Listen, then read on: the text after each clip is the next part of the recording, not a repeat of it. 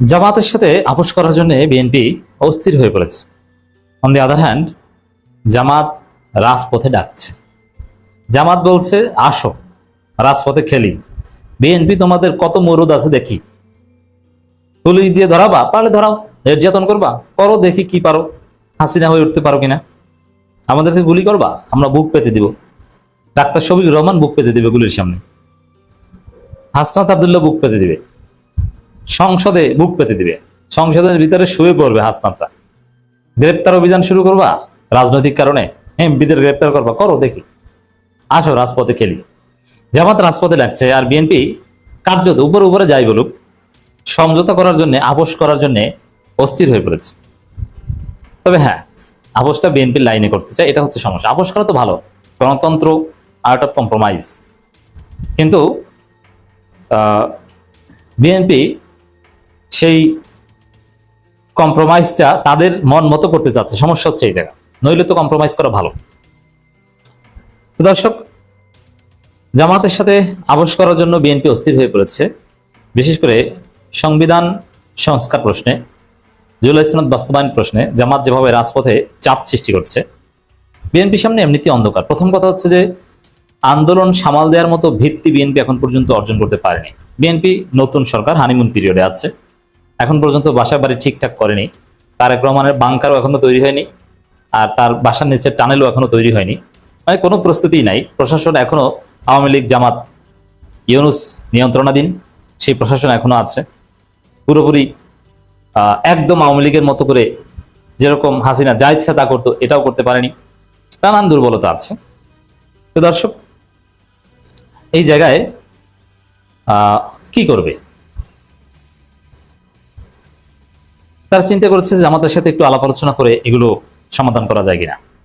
এ কারণে জনগণ যাতে বুঝতে না পারে সেভাবে তারা সমঝোতা করার, আপোষ করার চেষ্টা করছে। দর্শক দেখেন, একদম কন্ট্রাডিকশনে যেতেও সাহস পাচ্ছে না, আবার সরাসরি যে আমাদের দাবিও মানছে না। মানে বিএনপির ধান্দাবাজি কোনোদিন গেল না। চিফ হুইপ নুরুল ইসলাম বলেছেন, সংবিধান সংশোধনের বিষয়ে সরকারি ও বিরোধী দল মিলে সম্মিলিত প্রস্তাব আনা হবে। মানে এটি হচ্ছে একটা আপোষ প্রস্তাব বা সমঝোতা প্রস্তাব, যে জামাত, বিএনপি আমরা মিলেমিশে সংবিধান সংস্কার বিষয়ে, সংবিধান সংশোধনের বিষয়ে প্রস্তাব আনবো, তারপরে এটা সংসদে আলাপ আলোচনা করে পাশ করবো। মানে এটা কিন্তু সমঝোতামূলক কথা, যে সমস্যা নাই, মানে এটি একটা বার্তা যে আন্দোলন করেন না ভাই, আমরা আপনারা মিলেমিশেই এটা করবো পার্লামেন্টে। কিন্তু না, জামাত বলছে যে সংবিধান সংশোধন বলতে তো কোনো কথা নাই, এখানে প্রশ্ন হচ্ছে সংবিধান সংস্কার, আর সেটা সংসদে না, সেটা সংবিধান সংস্কার পরিষদে। এই যে তারেক রহমান 2 দিন আগে বলল যে জুলাই সনদ অক্ষরে অক্ষরে বাস্তবায়ন করা হবে, তো জুলাই সনদ বাস্তবায়ন করতে গেলে তো আপনাকে এতদিনে সংবিধান সংস্কার পরিষদের শপথ নেওয়ার কথা, আপনি কেন নেন নাই?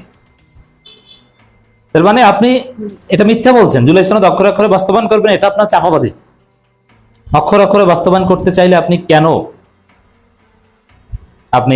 এখনো সংবিধান সংস্কার পরিষদের শপথ নেননি? এর কোনো উত্তর তাদের কাছে নাই। এর মানে ধান্দাবাজি এবং বাটপারি, এটা বিএনপির অপর নাম, বিএনপির বৈশিষ্ট্য। দর্শক, সংবিধান সংশোধনের বিষয়ে সরকারি ও বিরোধী দল মিলে সম্মিলিত প্রস্তাব আনা হবে বলে জানিয়েছেন চিফ হুইপ নুরুল ইসলাম। তিনি বলেন, বর্তমানে সংবিধান সংশোধনের বিষয়ে আমাদের ও বিরোধী দলের মাঝে কিছু মতপার্থক্য আছে, তবে আমরা সবাই ঐকমতে আসবো এবং সম্মিলিতভাবে প্রস্তাব আনবো। মানে এই যে নরম কাটা শুরু করেছে, এইসব নরম কাটায় জামাত এখন পর্যন্ত গলেনি।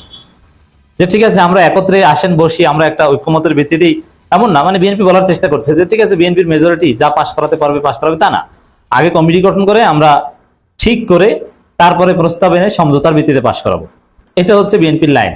কিন্তু জামাত বলছে না, এইসব ধান্দাবাজি লাইন, এইসব সমঝোতার লাইনে আমরা নাই। সমঝোতা যা হওয়ার এটা জুলাই সনদে হয়ে গেছে, যা করার জনগণ গণভোটে রায় দিয়ে দিয়েছে, এখন এটা বাস্তবায়ন করতে হবে। এখানে আমাদের কিছু ছাড় দেওয়ার নাই বা নতুন কোনো আলোচনা নেই। এখন যেহেতু আপনারা এটার সাথে 2 নম্বরই করছেন, তাহলে আসেন রাজপথে খেলি। জামাতের খেলা এখন রাজপথে চলছে, আর বিএনপি মিউ মিউ করছে যে আসেন ভাই, বসি, শোনেন কথা, সমঝোতা করি।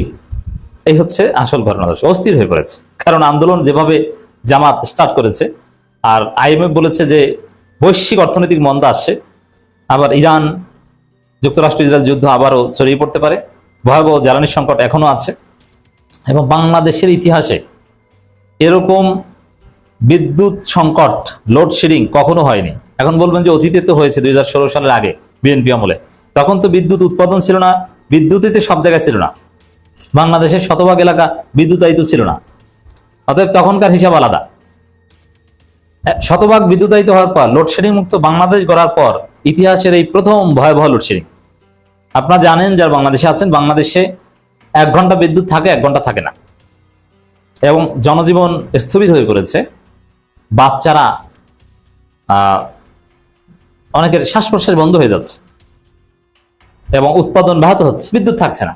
এখন যারা একদম অতি গুরুত্বপূর্ণ, অনেকে জাস্ট বাসা বাড়িতে একটু আইপিএস টাইপিএস দিয়ে মোটামুটি শান্তিতে থাকা যায়, কিন্তু সামগ্রিকভাবে তো বিদ্যুতের ঘাটতি এভাবে পূরণ করা যায় না। আর আইপিএস যারা ব্যবহার করে তাতে তো আরো গরিবের অসুবিধা হয়, কারণ আপনি বিদ্যুৎটা ধরে রাখছেন, অতিরিক্ত বিদ্যুৎ উৎপাদন হচ্ছে। আপনি যদি সোলার প্যানেল ব্যবহার করে আপনার গ্রিডে যুক্ত করতে পারেন তাহলে একটা কথা ছিল, কিন্তু তা না।